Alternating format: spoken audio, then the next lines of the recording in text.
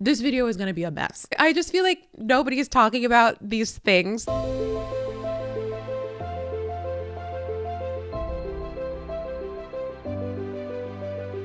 Hello. I'm here once again to talk about a movie that I was really excited about that did not live up to expectations. It's been a minute. I'm hoping to get back onto a more normal schedule soon once my project is done. And so today, the movie that I'm going to talk about is Uglies on Netflix. This was a bummer for me because I read these books as a kid and I loved them. I also was kind of just generally a Scott Westerfeld stan. I was very into all of the stuff. Although I confess I didn't get into the Hunger Games in real time because it was too violent for me. But yeah, like Uglies was a pre-Hunger Games. This is a book from 2005. And so it was kind of like a proto YA dystopia book. And everything else did kind of feel to me like it was, you know, trying to be Uglies. Although now I know that Suzanne Collins really truly does have the sauce. So yeah, so I was really excited for this movie. This was one of these series that we were all pumped about and thought it was kind of strange that it didn't get adapted during the 2010s YA dystopia adaptation fad. And as a lot of people have said, I also agree that in the year of our Lord 2024, this is a really interesting and meaningful story as we discuss,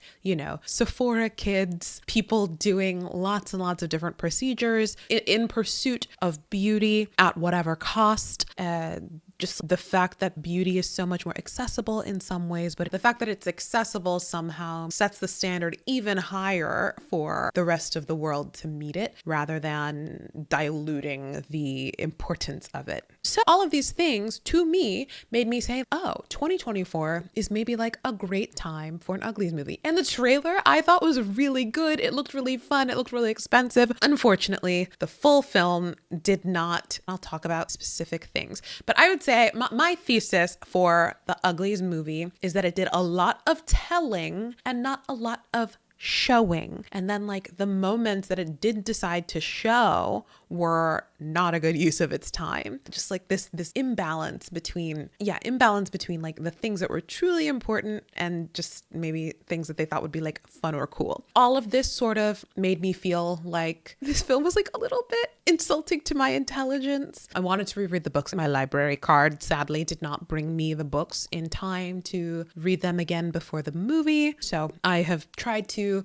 listen to some YouTube people talk about it to remember certain things. Yeah, in short, I think this had a lot of potential, but a couple of missteps, including targeting it to much younger people, made it feel a lot less significant than it could have been. I started recapping and then I didn't want to do it anymore, so I'm not going to do it. I'm just going to do analysis instead. So the reasons that I would say that this film has a problem with telling instead of showing are many. In the beginning of the film, we get a voiceover of Tally describing the basic rules of the world over kind of bad stock footage of general sci-fi imagery. It just, as soon as it started, I was like, oh no, this is what we're doing? It would have been cool instead to get to know this character by seeing her sneak out like she's done with Peris before, see their relationship, or even see the scene that became a flashback a couple minutes in where you see their friendship begin. It would have been cute to see them come in as little kids and see their relationship build from there. It would have been cool to see them be the tricky teens that they are. Whatever it is,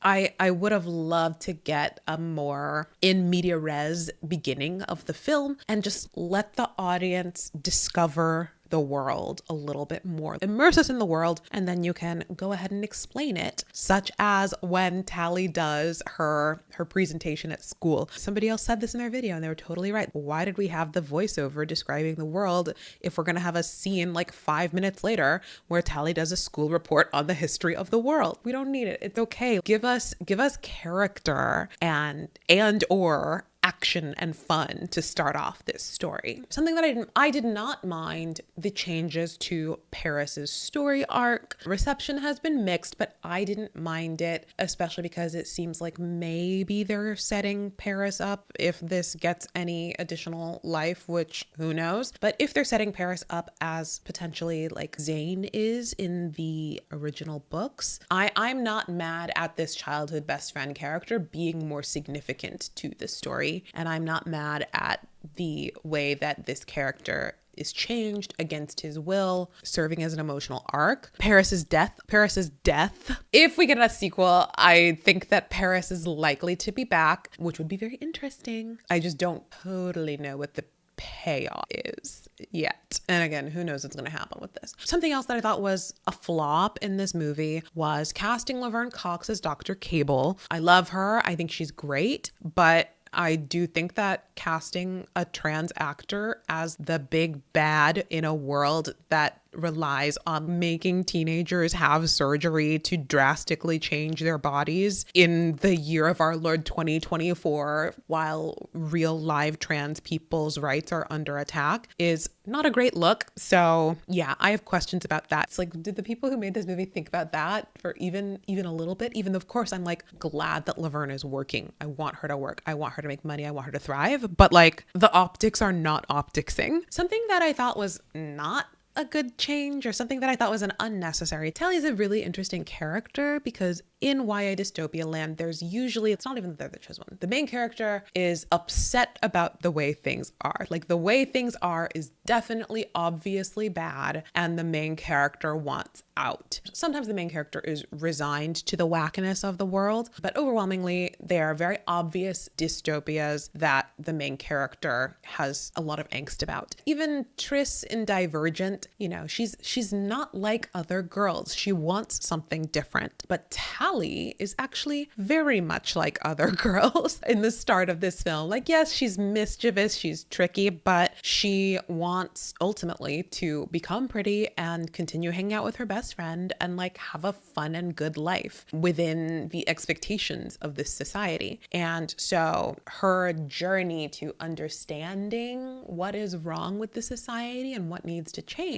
makes her, or could make her, a really compelling and interesting character. To go from having totally bought into the pretty world to this desire for rebellion and freedom and individuality. In theory, very cool and very dynamic, but it just doesn't quite hit in this story. And I think part of that, and this is something that I don't remember specifically from the book, but in the film, when after Shay escapes, when Tally talks to Dr. Cable, Cable tells her that Shay is in danger and that David and the smoke are creating a weapon to attack the city. And so Tally has to go to rescue her friend and protect the city. And while I understand that as sort of as a manipulation tactic, it, I think, muddies this character, because I think there's something really interesting about this super flawed protagonist who in the books goes to find Shay for purely selfish reasons. It is only because they are holding the surgery over her head and that's all she's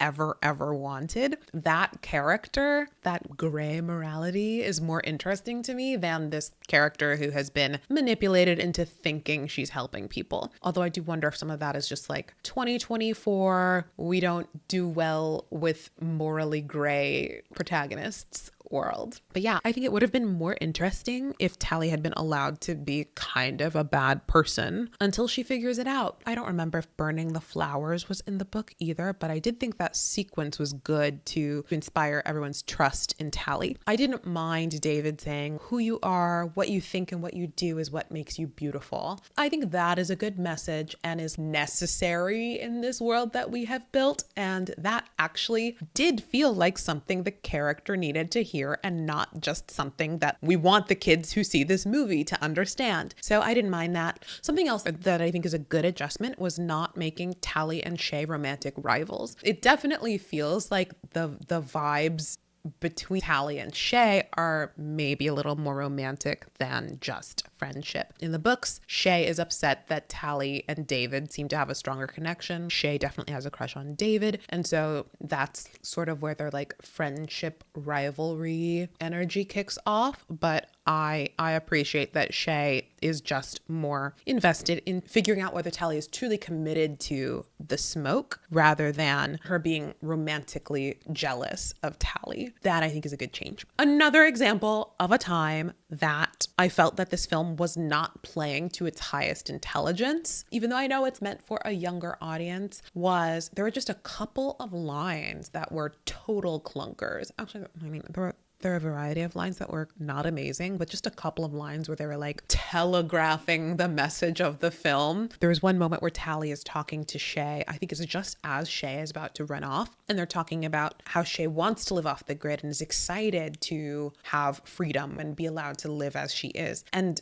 Tally literally goes, but that goes against everything we've ever been taught. And I was like, well, yes.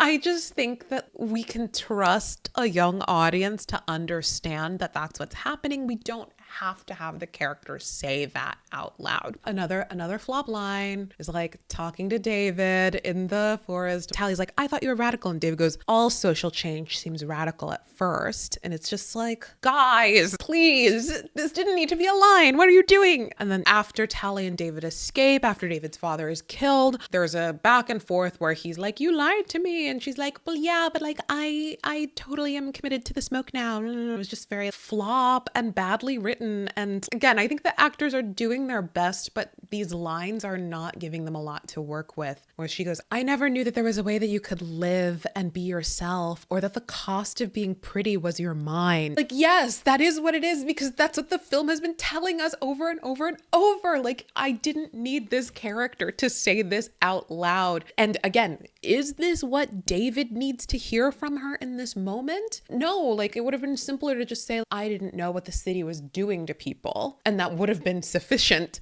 to get this idea across. But instead they explain the thesis of the film one more time in case you didn't get it the first 17 times. They bonked you over the head with it. It bums me out because it feels like so telegraphing to the audience rather than just letting the story happen and being true to the characters and being true to how real people talk to each other. I did also feel like this was also a thing in Descendants Rise of Red. You could tell really clearly that the script was in like total limbo for a lot of this. There were just a lot of lines that were ADR'd in, which is again where the actors record the lines after the fact. You can just see there were very important lines being delivered while the camera is on someone else's face reacting. And that to me smells like ADR. It smells like they didn't know what they wanted to do with the script. And you'd think the script would be better after that process, but sadly, nor. That was a bummer.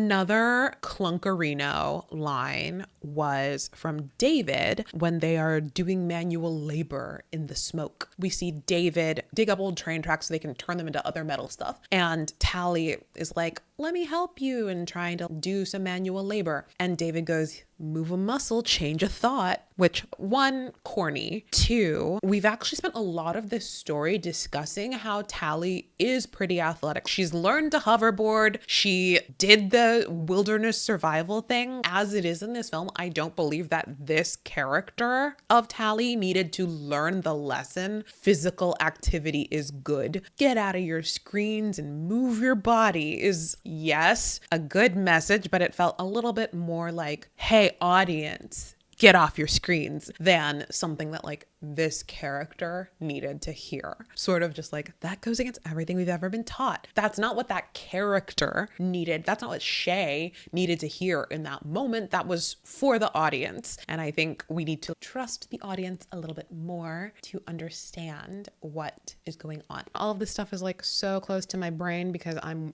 working on my own thing and I've been in like script zombie mode. So I'm always intrigued to see what ends up coming out from the big companies as I like work my little took us off to make my thing as best as it can be. A couple of other moments of like telling and not showing. We got a montage when we entered the smoke where Shay is voicing over the description of the way of life in the smoke. And this was confusing to me. When the voiceover came in, I was confused. And the only reason I know it was Shay's voice was because I had subtitles on. And that to me was weird and jarring just because we've spent this entire film in Tally's point of view, knowing what Tally knows at any given time. So this would have been actually a more appropriate moment to show Shay explaining this way of life rather than montaging with Shay narrating. Or if they had had a clear like bookend of Shay starting to explain and then we see the montage and then we see the end of her explanation, something like that. But as it was, I was confused about how we ended ended up inside Shay's brain for this moment of the story. Oh my God, this was also corny. David gives this big speech about like, we are the smoke and here's what we believe. And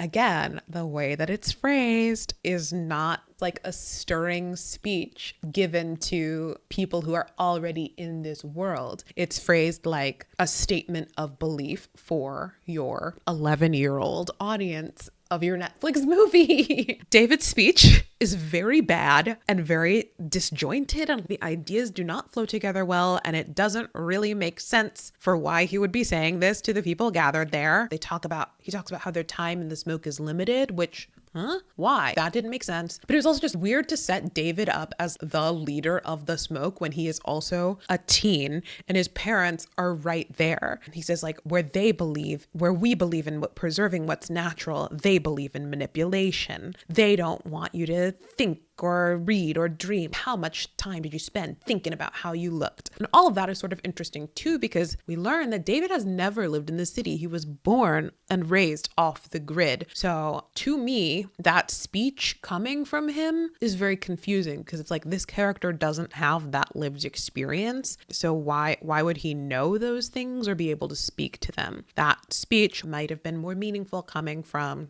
David's parents. Even Cable talking about David, it's like Cable knows David's parents because they're defectors from the society. So like, why wouldn't the parents be more important to the story other than just like teens don't care about what adults are doing, so we're just gonna make the teens in charge of everything. But yeah, go back and listen to it. It's a very poorly written speech and it bums me out. I don't think we needed this speech to understand the difference between the smoke and the city. I think that energy, that time would have been better spent showing those differences rather than having this character just talk about it in a speech that's not even that good. Another tell not show that I was bummed out by was when we finally meet David's parents, which like sidebar, so weird that we didn't meet them until like the final act of the movie. It's just like, why are they off separate from everything else that's happening in the smoke? How hard would it have been to just introduce them so that we knew they existed? And then they finally tell us the big reveal truth at the appropriate time. It's just like meeting them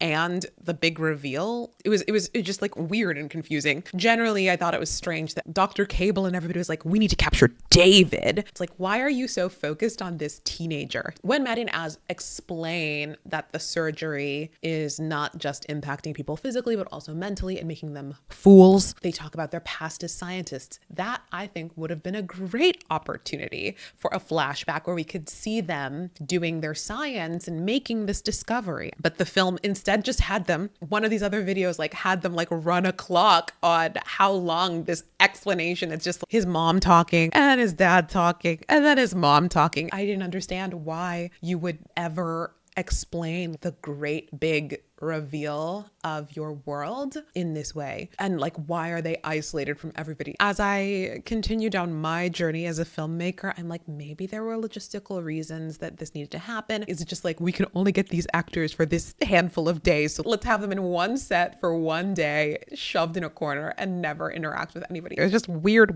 choice. There had to be a more compelling way to show and make us feel really viscerally what was happening to people, considering that this is like the great big bad thing that the entire world revolves around. To just have it delivered as bland monologue was a missed opportunity. Although if the alternative was to have it over busted stock footage, I wouldn't have wanted that either. So unfortunately, you would have to pay real money to make it. It was also kind of strange that like they rounded everybody up and they were just like, okay, we're gonna turn you pretty now. And the only person who gets killed in this process is David's dad, which was very upsetting, but it didn't feel like the stakes were as high as they could have been. In this one, we saw David's dad gets killed on screen. Tally is directly responsible for that, which is yikes and high stakes. Peris getting turned and being the person who kills David's father was very upsetting. And I do think that successfully raised to the stakes in that situation. Although David seems to forgive her pretty fast, which is weird. As I recall in the book, there's also like generally a lot of like running around at the end and breaking into this place to try to rescue these people. And then they have to go back and rescue somebody else. And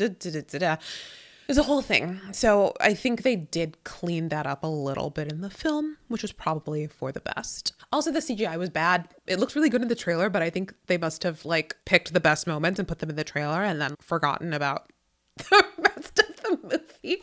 And they were like, okay, that's sufficient. We'll let the rest of the movie go. Like the sequence of all the like ships coming out of the ship bay at the end as they do their stealth. I was like, that looks bad. At this point, I'm not super excited about future installments. When Shay got yassified, her wig looked so wiggy. This is another common thread with Descendants. Wig problems. The wig looked synthetic. It looked plastic. And her dress, I feel like her dress when she got prettified also looked kind of cheap. You would think that they would have spent a little bit more to make that character's change really slay, because I think the pretties in the prior sequence, their fashion looked a little bit more futuristic and exciting, whereas this just looked like a dress you could get for any prom anytime over the past 40 years. I think Modern Girls talked about the costuming. I didn't mind it that much, but I do think that things could have been a lot more interesting and futuristic throughout, and I really felt it in Shay's final look. It was also very obvious at the end that Tally was going to find her buddies and help them, and that I think was flop behavior. It would have been more interesting and more suspenseful if it had not been clear what she was going to do. Something I definitely remember very strongly about the books, even though I haven't read them in years, is that there was a lot of slang and a lot of nickname conventions. Like Tally and Shay called each other Tallywa and Shayla, which is just like cute, friendly nickname stuff. And I feel like those sorts of things, the ways that language has changed. Earlier, I talked about how Tally is tricky, like she sneaks out, she's mischievous. And in the books, they say that they're tricky, and they talk about pulling off mischief as doing tricks, being tricky, which eventually becomes important later on. They also talk about things being bubbly in book 2, and how like when you feel bubbly, that's when you feel clear-headed. Just this slang, I think, in this world would help it feel distinct and immersive and different. And there's no need to explain what tricky or bubbly means to the audience. I think if you use those words in context, the audience will get it. In the book, there are a couple of moments where we learn about the Rusties, so the people from before, where Tally sees a magazine from the before times and is shocked at how different and strange all the people look in the magazine, and how these supposedly beautiful people, models of the present day, would not be considered pretty in it. It would have been nice to see more moments like that where we understand how and why this world is different from our world, because really, other than higher tech and like hoverboards and stuff, things just didn't feel as different, strange as they could have felt. When I think about comparing Uglies to the Hunger Games, which is just so good and really does hold up, I think solely focusing on the films, the Hunger Games really just trusted the audience more, and it trusted that the audience would understand the stakes and wasn't afraid to show things. We didn't need to hear Katniss say that she's upset with the Capitol. You just know from her actions that she is upset with the Capitol, because upsetting things are happening. Jennifer Lawrence is also a great actor, so you can see it on her face. But Joey King is a good actor too, so it should have been possible. I just really think this film needed to trust the audience more. And I think even in this world where the stakes are not quite so murderous as the Capitol and the Hunger Games or whatever was going on in Divergent, I think there were ways to show us what was messed up in this world that would have helped us feel emotionally what was going on without the characters having to say it explicitly all the time. I think young people are more capable of handling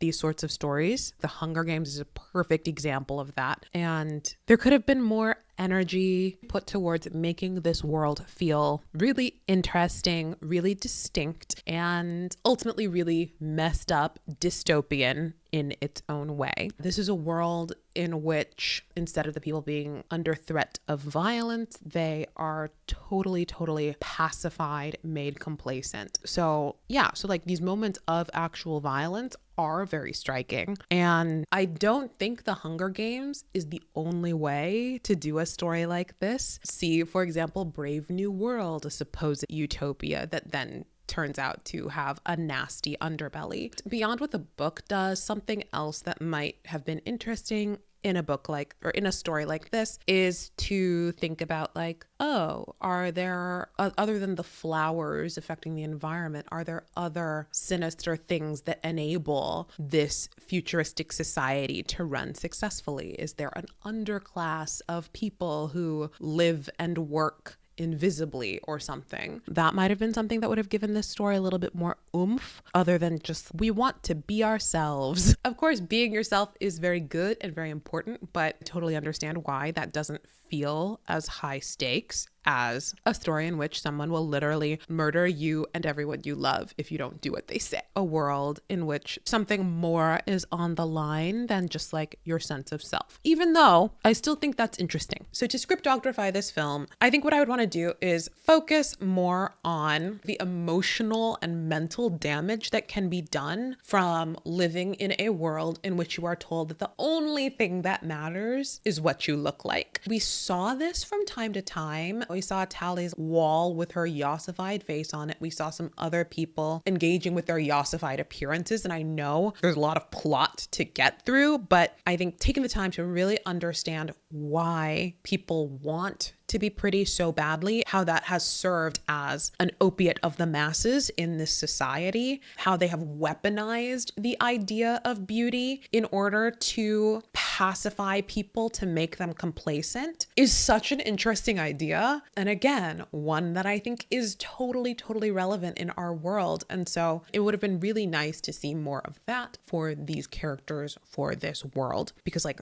that to me is what is relevant. Imagine if all of the weirdness and time and energy that you spend thinking about what you look like today was turned up to 1,000,000. I think that that energy was not as strong in the piece as it could have been. And then I think letting Tally be kind of a bad person, even though people don't like that in movies in 2024, would have been really interesting, would have helped to set this story apart from the other ones. It's funny because this is a world in which, at least from the very beginning, like nothing that bad appears to be happening. And so the thing that this character is fighting against is actually very personal and very internal. They're fighting for their own self-perception. The stakes are losing your sense of self, as opposed to like the capital will just straight up murder you and everyone you love.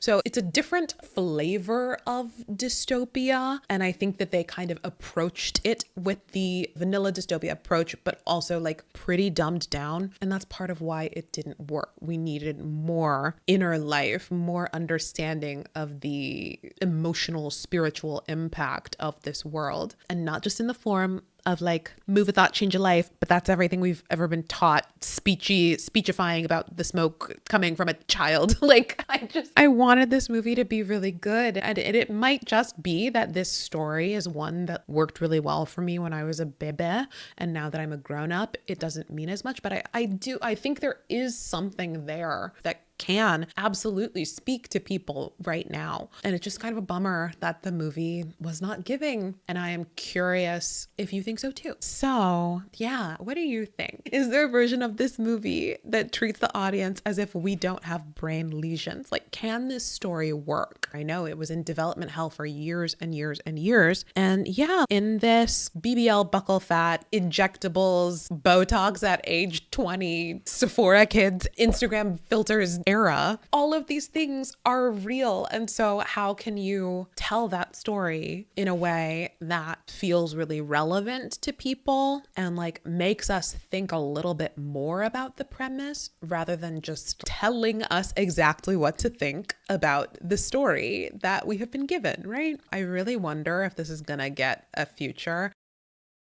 I think if I were a young person, I might feel talked down to by this film. Maybe it's just meant for a way, way younger audience than anything. But when I compare this to the Hunger Games just feels so much more like a film series that I can come back to. I just saw a video by Drew Gooden where he mentions how streaming services like Netflix are talking about making things second screen friendly, which I hate this idea that people should be able to get the full story even if they're scrolling on their phone while watching the movie. And I just think that like we deserve better. Like audiences deserve better. Young people watching these films who they're presumably for deserve better. And I think if we're talking about a dystopian world and making a film that supposedly has a message, why make that film in such a way that plays into the dystopian stuff that we have in real life? Oh, what a bummer. Okay, yeah, I think that's everything I wanted to say.